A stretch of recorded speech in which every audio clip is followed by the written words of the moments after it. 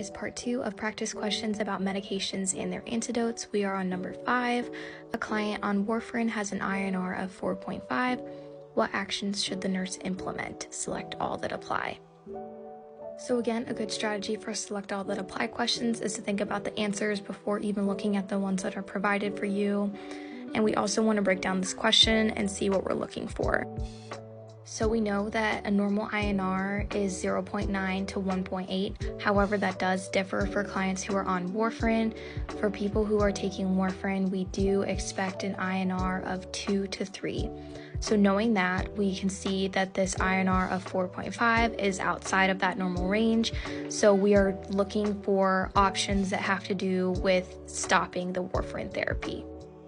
Again, it's important to treat every option like a true or false and has its own individual answer, so go ahead and take a moment, pause it if you need to, but the answer choices for this are going to be B, C, D, and E. So we know a therapeutic INR for warfarin is 2 to 3. Normal for non-warfarin therapy, like I said earlier, is 0.9 to 1.8. So this patient's INR is too high and they have a high risk for bleeding. So we want to hold the warfarin, assess the patient for bleeding, notify the provider, and prepare the antidote of vitamin K. Okay, we already covered question 6, so we're going to move on to question 7. A client is recovering from a heart attack and is on an IV heparin drip with a PTT of 85. What is the priority nursing action? Select all that apply.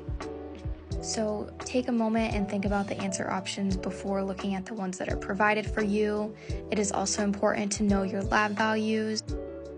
So we know that a normal PTT for someone that's not on heparin therapy is about 20 to 36. But if they are on heparin therapy, we're looking at 46 to 70, or it is sometimes worded as 1.5 to 2.5 times the normal. So with that being said, we know that 85 is outside of that normal range of 46 to 70 for patients on heparin therapy, so keep that in mind when you're looking at your answer choices. So our answer options for this question are going to be A, C, D, and E. We're going to stop the infusion, assess the patient for bleeding, notify the healthcare provider, and then reassess labs in an hour.